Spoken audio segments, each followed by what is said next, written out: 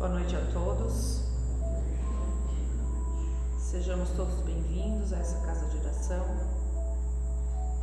Pedimos que os nossos amigos espirituais nos acompanhem, permaneçam conosco durante toda a preleção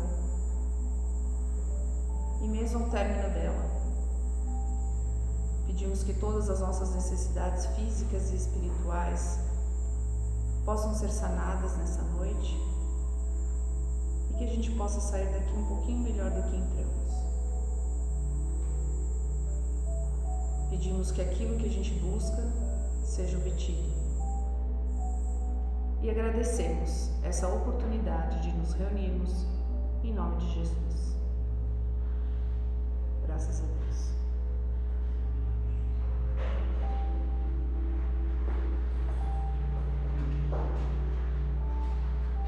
Gente, boa noite. Boa noite. Boa noite. A gente tem visto através dos evangelhos, que são vários os momentos, os diálogos de Jesus através do uso de parábolas.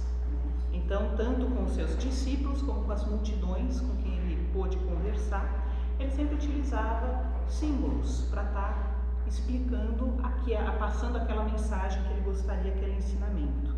E ele usava muitos símbolos relacionados à agricultura, porque era comum naquela época, eram símbolos conhecidos de todo mundo. Então é comum encontrar nas parábolas de Jesus referências a semeador, semente, tipo de terra, joio, trigo, ceifa. Então ele utilizava esses tipos de vocábulos para tentar representar o ensinamento dele. E o interessante dos símbolos é que todo símbolo ele possui uma força intensa, que facilita um aprendizado real. E o que é um aprendizado real? É quando a gente consegue fazer uma harmonia, uma fusão de uma informação onde aparece o racional e a emoção. Então não é só aquele conhecimento passado de uma forma intelectualizada. É como se a gente conseguisse sentir aquela informação.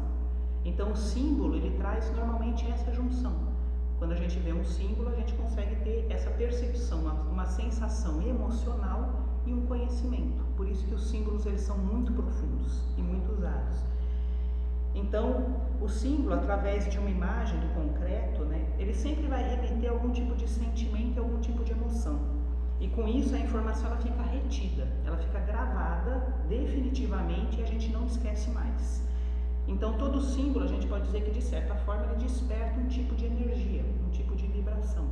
E Jesus então ele falava através desses símbolos para tocar o coração das pessoas, porque não era o objetivo dele falar só de uma maneira racionalizada. Não que lhe faltasse capacidade intelectual para ele ser e falar desta forma, mas na verdade ele queria se diferenciar dos doutores da lei, então ele falava e tinha uma grandeza e falava de uma forma totalmente diferente.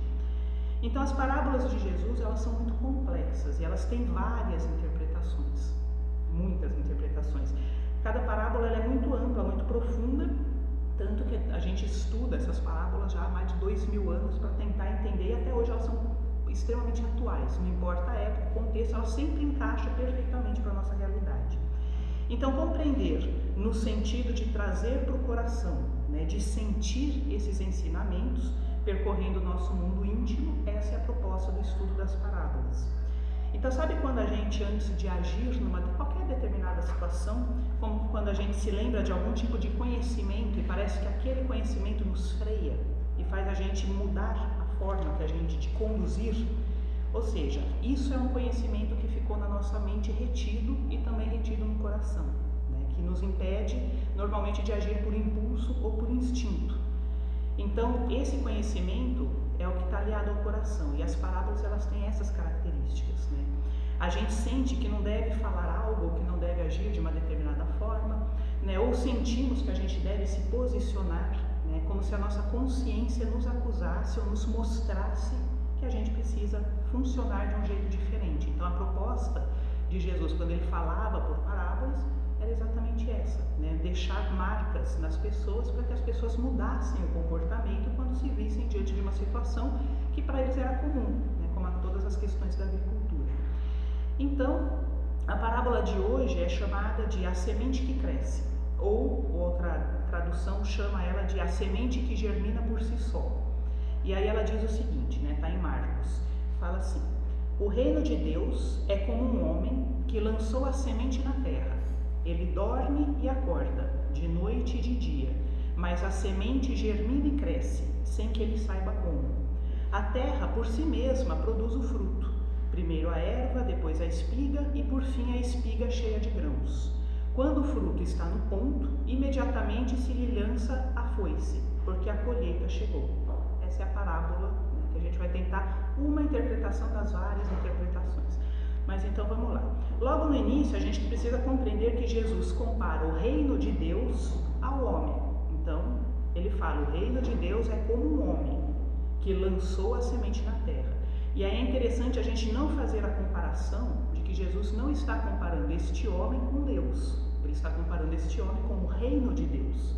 São coisas diferentes e tem uma compreensão totalmente diferente. Então ele diz: uma coisa é o reino de Deus, outra coisa Deus. Então o que ele fala, né? O homem que lança a semente na terra seria o reino de Deus. Então a frase é exatamente essa: o reino de Deus é como um homem que lançou a semente na terra. Então o que isso queria dizer? Então, primeiro, uma das possibilidades, né, que dentro do reino de Deus sempre vai existir ação, né? Então o homem lançou a semente, né? Ou seja, o homem ele teve, o reino de Deus ele tem ações, né? Não tem espaço para inércia, não tem espaço para fazer nada. O reino de Deus é ativo, ele é produtivo o tempo todo. Envolve ação, movimento, prática, ou seja, sempre arregaça as mangas. Segundo, o reino de Deus, no reino de Deus, tudo tem um objetivo. As coisas não acontecem à toa, né? Nem ao caso. Tudo existe uma razão, tudo existe um sentido e um objetivo. E terceiro, o reino de Deus ele vai oferecer absolutamente tudo para que a semente possa germinar. Então o reino de Deus aguarda pacientemente a semente germinar, tanto que ele coloca aqui que o homem, né, ou seja, o reino de Deus, ele dorme, ele acorda de noite e de dia, ou seja, ele segue o seu ciclo de funcionamento, de existência, de ações, e a semente ela germina e cresce, sem que o reino de Deus saiba como. Ou seja, o foco não é do reino de Deus, não é o foco o indivíduo. Quem tem consciência do indivíduo é Deus, por isso que há essa distinção. Então, o reino de Deus não interfere no crescimento da semente, né? Mas ele oferece todos os recursos necessários para que essa semente possa se desenvolver seguindo o seu curso, né? Seguindo o seu sequenciamento. Então, trazendo para a nossa realidade, né, toda semente ela carrega em si um potencial muito grande, mas para que esse potencial se desenvolva, a gente precisa de alguns recursos. A gente precisa de um solo fértil, de nutrientes, de água, do sol, do ar, da luz, para poder germinar a semente. A gente precisa que a semente seja protegida também dos excessos de calor, do frio, excesso de água ou a falta da água. E a gente também precisa do respeito ao tempo. Então toda semente necessita dessas coisas todas para ela poder se desenvolver de uma maneira saudável, de uma maneira forte. Então nós espíritos seríamos as sementes, né? Sementes que estão dentro do reino de Deus. Então, conforme essa parábola, a gente pode entender que o reino de Deus ele é o aqui e o agora. A gente pode simbolizar esse planeta, Terra, como sendo em parte do reino de Deus. E nós espíritos como sendo as sementinhas incorporadas dentro desse orbe. E aqui, dentro dessa encarnação, né, dessa existência coletiva, a gente tem contato com um solo extremamente fértil, né, chamado de diversidade. E no contato com todas essas diferenças, né, a gente vai fortalecendo dentro da nossa própria semente, enquanto indivíduos, aprendendo a humanizar o coração. Então a gente vai se desenvolvendo enquanto espíritos. Vamos fortalecendo os valores éticos e vamos adquirindo sabedoria. Então o reino de Deus, ele permite a nossa existência aqui, né? Ou seja, o nosso planeta, ele permite que a gente esteja existindo aqui dentro, e o tempo todo ele oferece tempo e espaço para que a gente possa amadurecer enquanto espíritos. Então a gente pode se desenvolver de uma maneira meio torta, a gente pode se desenvolver com muita preguiça, lentamente, ou pode se desenvolver um pouco mais agilmente. A forma que cada semente vai se desenvolver é de cada um, né? Ou seja, o planeta em si, o reino de Deus em si, ele não interfere nesse livre-arbítrio. nessa vontade que o indivíduo tem de querer amadurecer ou não. Então, acredito que o reino de Deus é o maior exemplo de respeito à nossa liberdade, de crescer dentro do nosso próprio ritmo. E ele ainda nos nutre com aquilo que a gente precisa.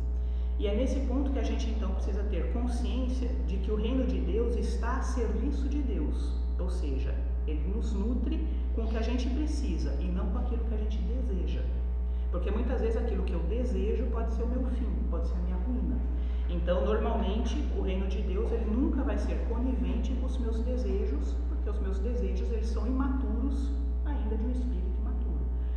Ou seja, se eu como espírito, uma semente em desenvolvimento, preciso desenvolver a fraternidade, o reino de Deus vai me nutrir com possibilidades para eu colocar isso em prática, com situações onde eu possa aprender, ou valorizar, ou exercer a fraternidade. Então, ora, alguém vai ser fraterno comigo, de uma maneira exemplificar a fraternidade, em outros momentos eu preciso me posicionar de uma maneira fraterna até desenvolver esse conceito dentro, que é a evolução. Então, se eu preciso desenvolver o amor, eu vou ser nutrida dentro dessa possibilidade com todas as formas de amor. E assim para a justiça, para a bondade, para a caridade, para a misericórdia e para todos os outros preceitos, né? Até alcançar aquilo que a gente chama de sabedoria. Enfim, a gente observa na parábola a existência de um processo natural. É um processo de desenvolvimento que é a partir de determinadas condições, né, que ele vai conseguir seguir o seu curso de forma autônoma, quase como irresistível. Ou seja, existe uma intervenção divina, que foi o lançamento da semente. Porque um outro detalhe dessa parábola é que quando se fala da semeadura, existe uma organização prévia. Então vamos imaginar que eu tivesse um pedaço de terra e eu quisesse fazer uma plantação. Dentro, né, então, na verdade, eu não iria lançar vários tipos diferentes de sementes no mesmo espaço. Eu vou ter uma organização, vou ter uma definição de espaço. Então, dentro da minha horta, eu não vou plantar um limoeiro, né? Ou seja, e dentro do meu pomar também não vai ter um pé de alface. Ou seja, eu vou saber administrar e dividir esse espaço de um jeito diferente. Ou seja, eu vou seguir uma categorização. Então, as sementes afins, elas vão dividir o mesmo solo. Então, todas as frutíferas num determinado espaço e todas as hortaliças em outros. Ou seja, existem grupos diferentes, né? Então, da mesma forma que eu vou plantar no solo, né, de repente, sei lá, manjericão, hortelã, cebolinha, coisa do tipo, num cantinho, para não atrapalhar e não morrer em contato com outras plantas. Então, como espíritos, a gente também tem uma escala evolutiva. E dentro desse ordem, a gente vai se reunir com aqueles que são os mais semelhantes. Já que somos sementes que pertencem a um determinado grupo semelhante, um grupo afim. Então, quando a gente olha ao redor e a gente fala assim, nossa, meu Deus, né? Que mundo é esse que a gente está vivendo? Então, a gente precisa, nessa hora, parar e buscar, sinceramente, o que existe, né? O que existe dentro de mim que me faz ser semelhante a esse grande grupo do qual eu estou inserida. Porque eu não estou aqui à toa. Entende? Ou seja, existe alguma coisa de atração, de afinidade que fez com que a gente estivesse juntos. Então, quando eu vejo a violência, a ganância, desrespeito, discriminação e por aí afora, eu devo me questionar quais são os meus contrapontos que eu devo desenvolver para poder existir um equilíbrio. Então, pacificação, desapego, tolerância, amor, paciência, respeito seriam as coisas que eu preciso desenvolver em mim para equilibrar esse ambiente no qual eu estou. E esse é um trabalho individual. Então, porque na parábola, né, continuando a parábola, ele fala, né, a terra por si mesma produz o fruto. Primeiro a erva, depois a espiga e por fim a espiga cheia de grãos. Então vamos nos lembrar então que primeiro, eu sou uma semente selecionada para ser plantada aqui, né, nesse orbe por afinidade e atração. Esse planetinha ele pertence ao reino de Deus, né, e aqui dentro eu vou ter contato com todas as condições e com todos os nutrientes possíveis para que a minha semente possa se desenvolver e se torne uma planta forte. Porque há um objetivo maior do porquê todos nós estamos aqui. Mas é a terra que, por si mesma, que vai produzir o fruto. Então, o que a gente pode pensar que seria essa terra? Então, a terra seria a consciência individual.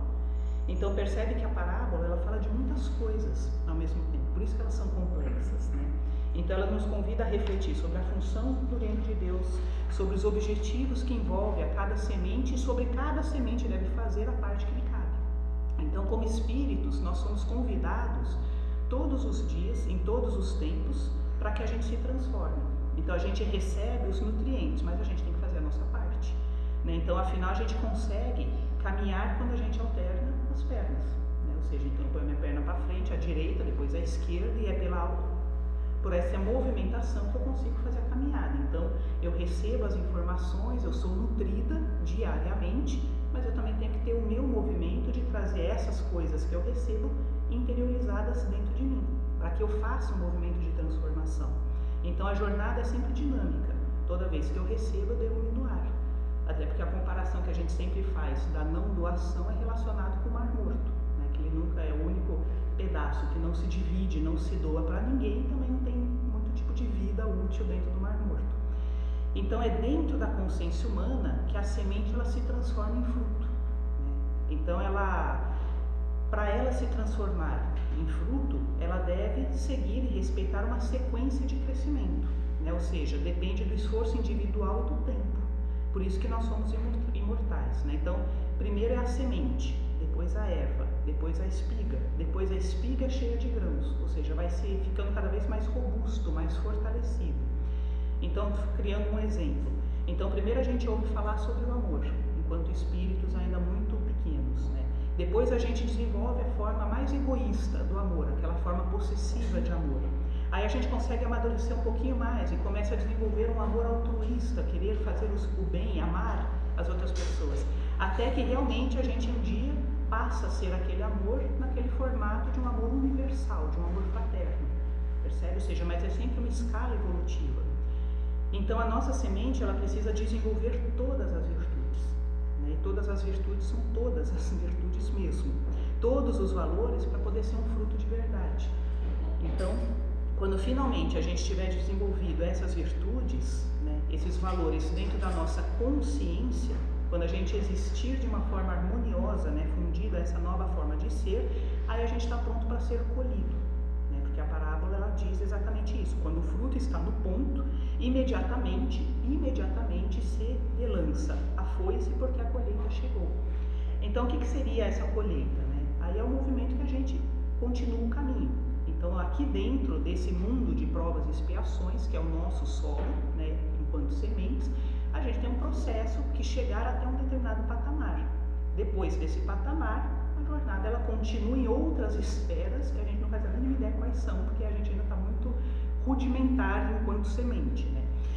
Mas da mesma forma, se a gente fosse fazer uma referência, quando o trigo ele é colhido, né, ele é levado, transportado, ele é cozido, se transforma em pão, vai ser alimentado, vai se incorporar à existência de um outro ser humano, ou seja, olha quanta coisa de jornada que aquele grão continua, né? Então assim, quantas coisas ainda vão chegar até a gente quando a gente estiver pronto. Então, de acordo com o nosso estado de prontidão, né? A gente precisa compreender então que nós estamos vivendo dentro de uma incubadora, onde a gente está desenvolvendo atributos da alma. É para isso que a gente está aqui. Atributos que vão nos fazer amadurecer, que vão fazer a gente nos colocar em condições de ser adulto de verdade. E aí a gente nunca esquece, Emmanuel, que ele dizia que quando o trabalhador está pronto, o trabalho aparece.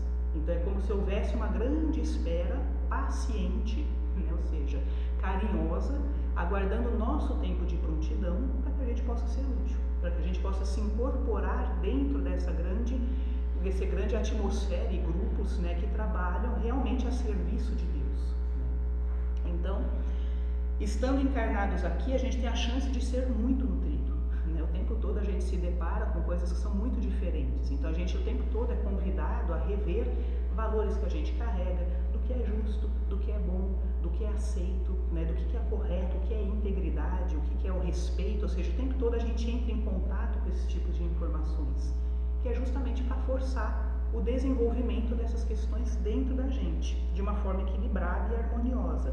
Então não é somente o saber, né, não é somente o sentir, mas são as duas coisas juntas, né? A gente tem que sentir a bondade, sentir a misericórdia, ao mesmo tempo que a gente tem que ter esse conceito do que é o mais adequado. Então, quantas pessoas às vezes a gente não encontra que confunde, né, o ser bom com ser bobo, né, o famoso ditado, né, ou seja, uma coisa não tem nada a ver com a outra. Fazer a caridade se submetendo a tudo que a outra pessoa espera e não é bem por aí, né, a gente precisa ajustar esses conceitos, né, porque realmente a gente, quando pensa num espírito elevado como um Jesus, né, ele não fazia esse tipo, a bondade dele era bondade mesmo, a bondade até é difícil da gente entender de acordo com o movimento dele. Então a gente não precisa entrar na ansiedade da pressa, mas a gente pode começar a se atentar sobre a qualidade do uso do nosso tempo enquanto a gente está aqui, né? Da forma que a gente está usando essa vida, né? Porque aqui nessa coisa, né, tudo junto e misturado, que a gente realmente tem a chance de se desvendar. Em que ponto dessa escala evolutiva eu estou? Em que ponto desses conceitos que eu carrego eu estou? Né? O que eu preciso transformar? O que eu posso amadurecer? Para desenvolver essa própria consciência, né? E é aqui também que a gente tem a chance de se transformar, no sentido principalmente de ter virtudes e valores. Então é aqui que a gente tem a liberdade realmente para existir do jeito que a gente é. A gente estava até brincando ontem, né, que às vezes existir dentro de um, sei lá, de repente, de uma colônia espiritual é até um pouco mais fácil, porque lá não vai ter discórdia, desavença, discriminação, não vai ter ataques, né? Ou seja, dentro de um coletivo de pessoas focadas no bem, mais respeito naturalmente, mais tolerância. Mas aqui onde tudo se mistura e se bagunça, é aqui que a gente é desvendado de como realmente a gente está, né? A gente é exposto de uma forma. Da mesma maneira que numa região mais umbralina vai ser difícil talvez exercer o perdão, ou a tolerância, ou a paciência. Então essa situação da gente estar encarnado é uma situação realmente única. E aí realmente a gente já ouviu muitos palestrantes falando sobre isso, que se a gente tivesse a consciência de quanto essa existência, nesse tempo de regeneração, poder estar aqui encarnado, lembro o Vanderlei que brincava bastante, comparando com ganhar na Mega Sena de virada de ano.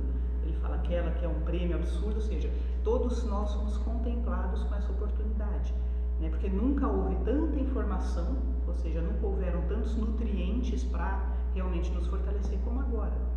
Só que agora a gente precisa apenas estar atento do jeito que a gente está usando esse tempo, já que a gente está aqui, né? Para não desperdiçar com outras coisas que vão ficar aqui mesmo, né? Então, essa é a proposta do Evangelho, né? Da gente ser a semente que cresce. E aí, só para lembrar vocês a parábola, que eu achei realmente muito interessante, ele fala: o reino de Deus é como um homem que lançou a semente na terra. Ele dorme e acorda de noite e de dia, mas a semente germina e cresce, sem que ele saiba como. A terra por si mesma produz o fruto, primeiro a erva, depois a espiga e por fim a espiga cheia de grãos. Quando o fruto está no ponto, imediatamente se ele lança a foice, porque a colheita chegou. Então essa, como eu falei, é uma das possíveis interpretações, mas a gente está 2000 anos tentando interpretar, um dia a gente aprende de fato. Bom, então é isso, gente. Fazer o encerramento.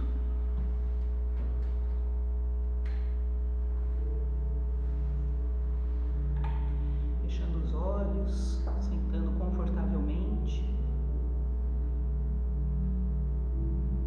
se deixando levar e envolver com a música.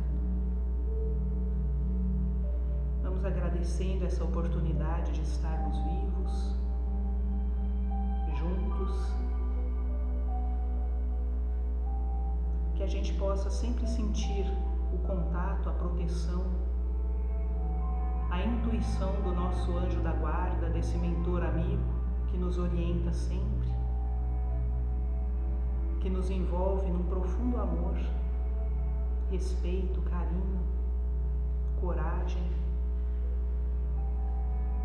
e que nessa ligação com ele a gente possa olhar a vida aqui da matéria com um olhar de esperança, com um olhar amoroso, terno, em todas as situações que a gente encontrar, se deparar.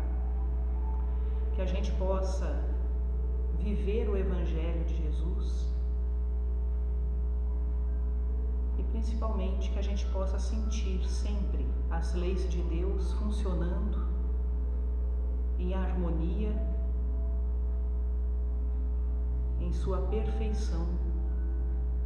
Que a gente não se deixe levar pelos medos, pelas ilusões, pelas fantasias, para que a gente possa ver que a realidade ela é sempre mais simples, do que nossos instintos constroem.